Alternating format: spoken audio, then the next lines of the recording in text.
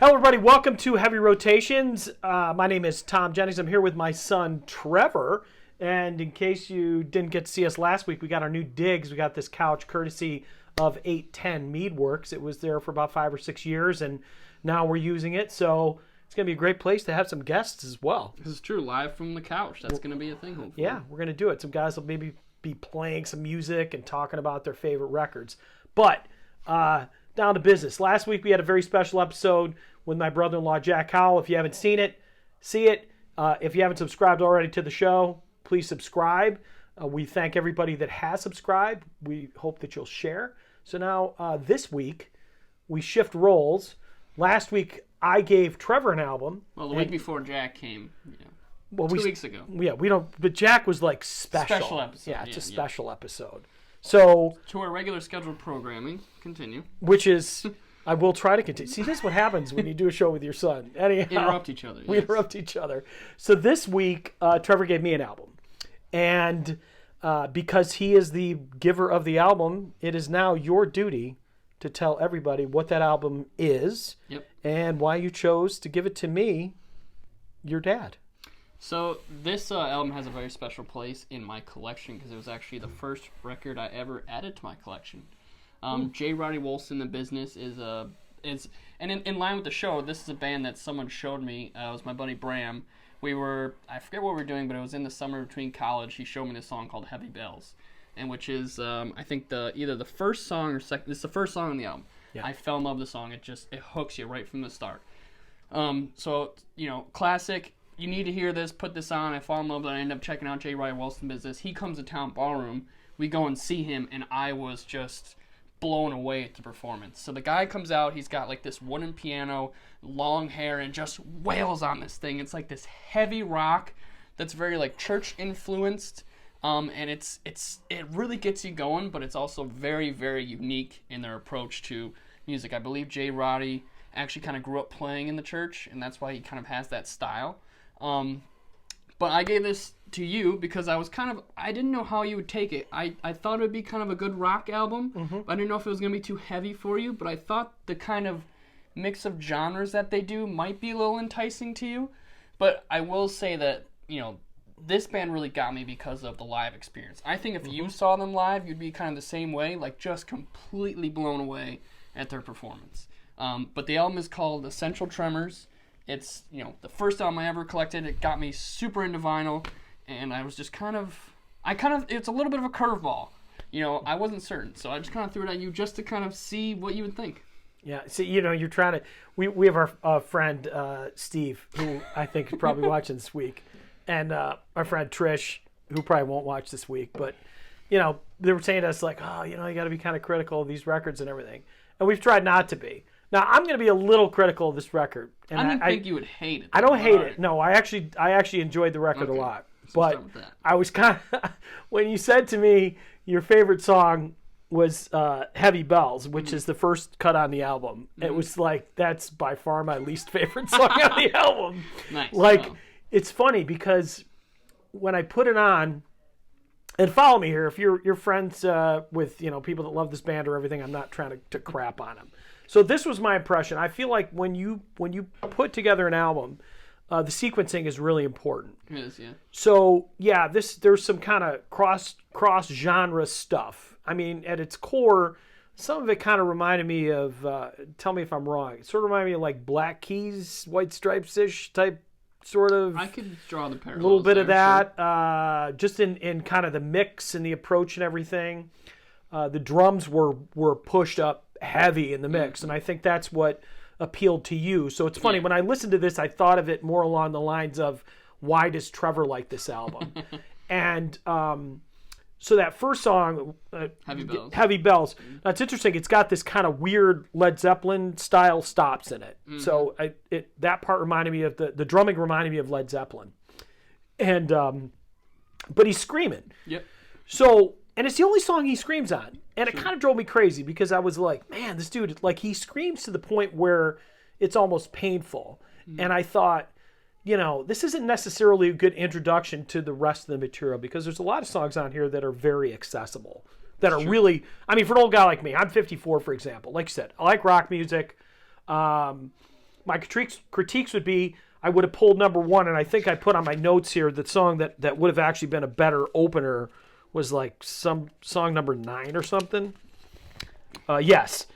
So Same Days. Yeah, that's a good song. So Same Days has that kind of, back in the days of Motown and everything, your first song was the important song. It was the single. It was the one that kind of set the stage for the whole album. And I think I think this was a bit of a missed opportunity. Now, I'm assuming when you saw them live, maybe they opened with that song. I'm not sure, but it's funny, though, because my favorite song is Heavy Bells, and to me, I love it as an opener. But I also like kind of the screaming. It just sets the tone where you're just like, what am I in for? And it kind of takes you on this roller coaster where it starts out really hard and kind of starts to get a little calmer from there with, kind of the ups and downs throughout the whole album. Yeah, I mean, there's a couple ballads on here and everything, but I don't know, it's funny, and sometimes I just think about it from a practical sense, and again, this is more of like a function of my age. So when an artist screams like that early on in their career, they're not going to be able to sustain that song for the rest of their career. So if for some reason it turns out to be your favorite song, at some point, he's probably not going to be able to perform it. Or if he performs it for years, he's going to do a hell of a lot of damage to his voice. I mean, it sounded painful. It didn't sound like... and again, I'm not saying this to be a jerk, it was just... even as somebody who sang as an amateur, there's certain songs that really put a lot of stress on your vocal cords, and I could see him wrecking his vocal cords singing that type of song. Well, there was this artist against me. I read Laura Jane Grace's book, and she mentioned that. So her first album, she didn't know how to sing. She was just like they were like an anarchist punk band. And she said when she got later on in her career, she started learning how to sing. She couldn't sing like that anymore. Yeah. And she said people would comment on it, and she was like, listen, like the thing is, like, now I know how to sing, and that way of singing was damaging my vocal cords. I just can't do that anymore. I'm still going to sing these songs, but they're not going to have that same kind of, like, rough tenacity to them because now I know how to sing, and that way was, what you're saying, destroying my vocal cords. Absolutely, and I think that, and it makes sense because this, I believe, is their first full release. They've actually they've actually since broken up. I don't know if you knew that. I did not. Yeah, I haven't even so it's been years. I haven't even this is one of those albums that I put on all the time and I saw them live, but I'm not like a devoted fan where I've really kept up with them or anything. It's just this is one of those things in my collection that I cherish. There was another album by theirs, and I'll probably listen to it because I find their music very intriguing. I said the mix was a little odd to me, and that's where I said I kind of came back into that sort of Black Keys type thing. Like the bass is non-existent. Yeah. It's kind of weird, and I actually looked up to see if they had a bass player because the bass is it's just not there. And I listened to it in headphones. I listened to it through speakers, and I was just looking for the bass. And I was like, dang, what's going on? And maybe because the drums were pushed up so heavily, they didn't need it. Now, when I say that, I mean, the reality is if, and again, I always go back to older artists, like the Doors, for example, didn't really have a bass player. I mean, they got around it. Yeah. It wasn't a big deal. I don't think the White Stripes was just 2 people, right? Yeah, guitar and drums. So, and I think he was kind of a crazy guitar player. So he could play the bass note. He might have. I don't know enough to. But he wasn't playing bass. And then his Black Keys is like 2 people as well. Right. So there's no bass there. Same thing, guitar and drums. So that's what I thought. I was like, oh, these guys are probably just one of those bands that just doesn't have a bass player. But they do. Yeah, I thought it was a 3-piece, if I remember correctly, 3 or 4. Yeah, it's. I think it's 4. But there's some really good songs out here that's very accessible. And the thing is, he's got a really good singing voice, and that's again where I was kind of like, to me, when I hear a guy screaming on the first track, and I don't mean to obsess over this crap, but when I hear a guy screaming on the first track, I automatically think that they're trying to cover up for lack of the ability to sing. But definitely not. Definitely not. I think it's that young energy, I think it captures for someone like me who likes that kind of style of music, but maybe doesn't go well for what you normally listen to. I just don't listen to a lot of guys that, shred their screaming, Yeah. But again, I mean, you're talking early career album, and that was really the only song. So, and even the sequencing, I felt like side 2 was so much more like pop. Accessible, just had really good hooks to it. Mm-hmm. The mixes on side 2 were much better. There was much there, they weren't pushing the drums in your face as much as they were on the songs on side 2 or on side 1. And to me, in some ways I felt like side 2 should have been side 1 and that they should have put but they close out with the song that they close out with was a ballad, Midnight Cry. So that made sense. That was kind of a nice send off to the album, and that fit in its spot. But again, I think that you would have taken Heavy Bells completely off then. No. I would have probably put it. I probably would have put it like second song in side 2 or something like that. Okay. Because I feel like you don't think it would have thrown it off a little bit though, like going from nope, not a bit. To Heavy Bells. No, and I'll tell you why. Because by the time you get to Heavy Bells and hear the guy screaming, you're not thinking that he can't sing. Oh, okay. You know what I mean? It's like anything. First impressions go a long way. And I think another thing that we've hit on today that's very important when it comes to albums is where you had your first experience with the artist. Yeah. If you had it live or if you had it in studio form. Yeah, well, I had a friend show me Heavy Bells, and then I saw him live. So I kind of have a mix of experiences there. But you only knew the one song. Correct. Right. Yeah. So now this album, by seeing them, you said, well, then they have more than one song that I like. So then you picked up the album. Yeah, I bought this at the show. So when you hear these songs, I don't know about you, but like when I see a band first and I haven't seen them, I haven't bought the records yet. Every time I hear the record, I think of the concert. Like it takes me right back. That's true. That's what this does for me. Yeah. So, but again, overall, I think it was a good choice for me. I see where I said, I understand why you like it because I just felt like I kept listening to those drum beats and everything. I'm like, oh man. And even the vocalist in some ways reminded me of a guy that you used to work with in Rust Belt Brigade, Victor. And I think Victor kind of suffered from that same thing early on when you guys were performing, is that he did a lot of screaming. A lot of belting out. And then he started to sing more. And then when he sings, you hear his actual singing voice. You're like, damn, this dude's got a hell of a singing voice, But when you hear the screaming, you worry a little bit, like, how are you going to be able to sustain that type of stuff? But and again, I think that their style was similar to Rust Belt Brigade as well, except for they're a little bit heavier because you guys were a little bit more acoustic oriented and that kind of stuff. Right. So if you haven't checked out Rust Belt Brigade, I'm not just saying it because it's his band. I really do love them, and if he plays in a band that I don't like, I would not say anything because that's what parents do, right? Yes.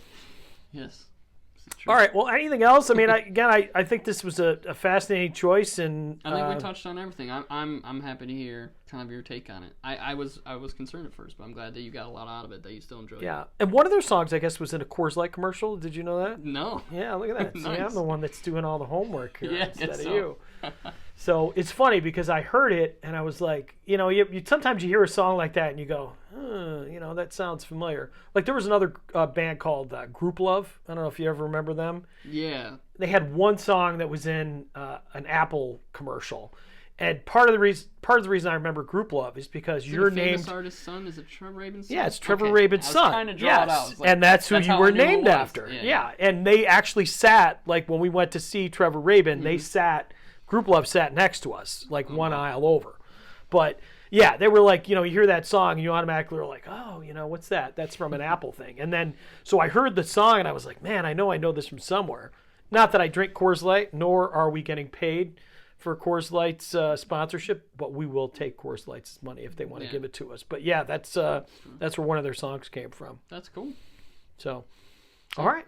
Well, I talked your ear off, so yeah, I think we covered a lot of points on this. I think this was a good album to cover. And I would recommend. I think they've got one album on Amazon Prime. If you use that as a streaming service, I think you told me that it's on Spotify as well, and they actually put the whole album up on YouTube. I don't know if they did, but it's up there. Yeah, so the whole album's up there. I think they did because it's in each of the videos. It says that you can support the band, by purchasing it as well. And, by all means, man, if you listen to an artist on YouTube and you like them, buy it. You know what I mean? Support your artists. That's the best, especially in these times. You know what I mean? Artists need every penny that they can get. This actually came with an EP, too, if you can still find it. I have it in my 7-inch case, so you didn't get to listen to it, but There was a 7-inch in there too. Oh, thanks for just holding out on me. It's Sorry. probably the best. I forgot it's about probably the song that should have been the opener. No, it's a couple like B-sides. But they're cool. Yeah, and as I said, I think I touched on all my notes, and then the other songs that I liked were Marigold. Marigold's a good song. Yeah, really love that song. Black Light had a fantastic beat to it, and I don't know what are tracks 7 and 8. I put on there that I really, really liked that 7's stuff. Hard Times, 8's Boys Can Never Tell. Yeah. Boys Never Tell is a pretty chill tune. Yeah. So as I said, I mean, the guy's got a good voice. He sings ballads really well. I assume this is going to be more like he's just going to form another band, right? I hope so. I mean, I watched this guy just wail on this piano and was blown away and fell in love. Like, I was hoping to see them again. Now I'm kind of mad that you had to break the news to me on video. As I said, I'm sure he'll find another band. And you know what? If he's looking for a drummer, I mean, you would fit perfectly with him. Hey, Jay Roddy. Yeah, in case you're looking there, Jay. Jay, if anybody knows how to get in touch with him, Trevor's looking for a gig. Yes. So, all right. Well, that's all I got, and I guess we'll do a little bit of housekeeping as well. Don't forget we need to help build the show hopefully as well, and you're subscribing, you're sharing, you're doing all that good stuff, and like and comment too. Let us know what you think. Did you listen to this album yourself? Did you like it? Did you think Heavy Bells was screaming too much? And that's a great question. Yeah, I mean, I said everybody's taste is very subjective, but I mean, it was my favorite song and your least favorite song, so that just goes to show. I know when you said it, I'm just like, oh boy, I'm like, this is gonna go well. I knew you would play it and be kind of like struck away from the first song, but I was like, I swear if you listen to the rest of it, you might like it. And you did, so. Yeah, I did. So it all worked out. Of course, very special thanks to Meredith, executive producer, gaffer, best girl / camera person extraordinaire, Snow. Eventually, we're going to get to the last name. Isn't that like a Hunger Games? I didn't know if you just were going to say it or you forgot. Is there like a Hunger Games Snow or something? Was that? Yeah, Snowden or Snowden. I don't know. We can't. She can't talk. She's holding the camera, so we can talk all kinds of crap about her right now. She can't say a word. Oh, Game of Thrones. Okay, we knew it was something. I don't watch Game of Thrones, so I wouldn't know. All right. Well, again, till next week, till next Thursday. Thank you for myself, Thom Jennings, and my son, Trevor Jennings. And I did mention to you that this group broke up, and I just wanted to also mention that I'm not your real father. Oh, that's okay. No, that's not true. Anyhow, we'll see you next. I love you like a dad. I know, it just doesn't matter. And it doesn't matter if they broke up 27 years later, and it's too late. You're stuck with me. Yeah, worst time to tell me ever. All right, we'll see you next week on Heavy Rotations. Rotate, would you? Heavily.